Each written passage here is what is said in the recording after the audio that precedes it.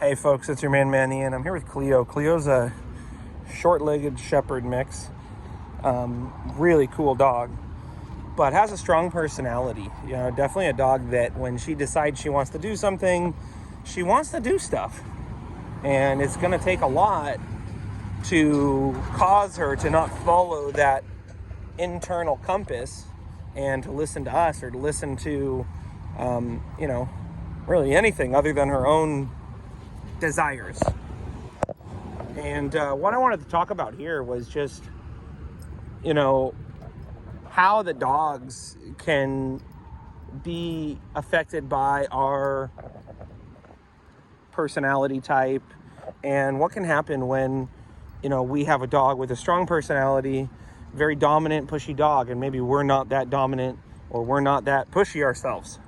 Maybe we have a dog that's very easy for them to say, hey, I don't like that. No, I don't like that at all.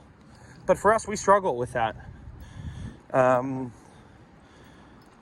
had times in my life where I wasn't very assertive. I wasn't good at setting boundaries. It was very hard for me to say very clearly based on my feelings, no, I don't like that. I don't like how that feels. No, that's not okay with me. I would struggle, even in interpersonal relationships, to set boundaries with people. I would let my boundaries be pushed, and I would just kind of like, I don't know, maybe, I don't know, yeah. And, it was actually a dog like this that led me to cultivate a different part of my personality that had maybe, been neglected or maybe wasn't there before. And I'm grateful for that. It's been years since that dog's gone and dead, but I look back now and I say to myself, man, I'm so glad that dog came into my life because she did help me learn to be more assertive, learn how to be more clear in what I was okay with and what I was not okay with.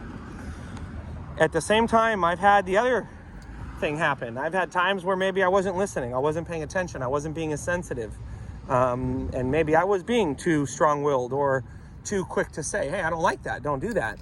And there were dogs that came into my life that helped remind me, hey man, you don't have to be that way, or hey man, that's not the right way to be right now. I need you to be more sensitive. I need you to be a better listener. And those dogs helped me be a better listener.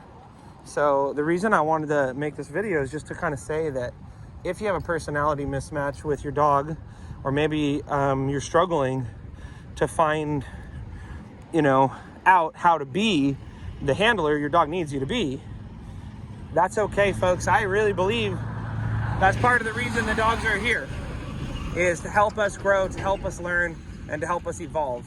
And it's not going to be easy. It's going to be challenging. It's going to be a lot of uncomfortable emotions that are going to get brought up. We might be wondering, oh my gosh, what am I doing? Or why am I doing this? But I'll tell you, folks, if you just keep listening to the dog and listening to yourself, it is possible to grow and evolve with the help of a dog. And like I said, I look back now at the dogs and how they've helped me become, strong and assertive in many ways and more able to set boundaries, but they've also made me a lot more sensitive. They've made me a lot more empathetic, a lot more compassionate.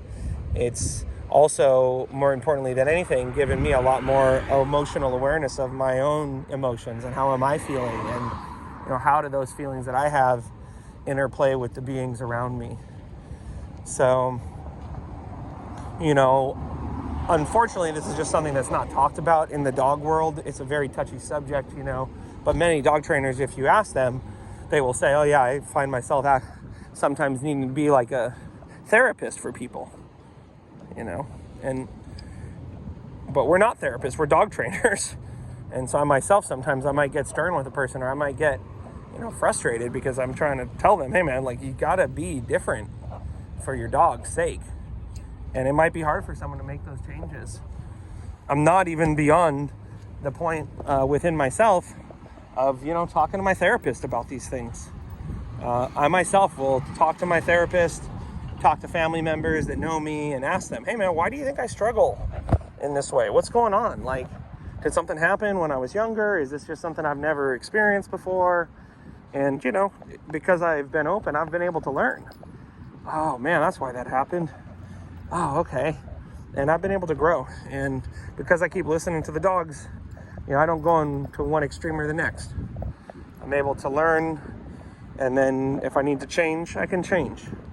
So regardless of if it's a dog you have that's just a really, really challenging dog for your personality type, or maybe it's just slightly challenging or slightly difficult. You know, the reality is the same. The dog can help us grow as a person. The dog can help us grow as a community member, as a family member, and as a leader. And if we listen to them, we keep our mind open, we keep our heart open, I promise you, you will be better off for it. But I also promise you, we'll be uncomfortable. And part of being successful is going to be getting to be comfortable being uncomfortable. And, you know, sometimes accepting, hey, you know, I'm going to make mistakes. That's just part of this process. But fortunately, folks, the dogs are extremely forgiving. I've never met any being as forgiving as my dogs have been to me. And so if you do make mistakes in your quest to develop yourself to be the best handler you could be for your dog, I can assure you they will forgive you if you make a mistake. Remember, as always, folks, we don't blame them, we train them. If we love them, we lead them. I'll see you then, folks.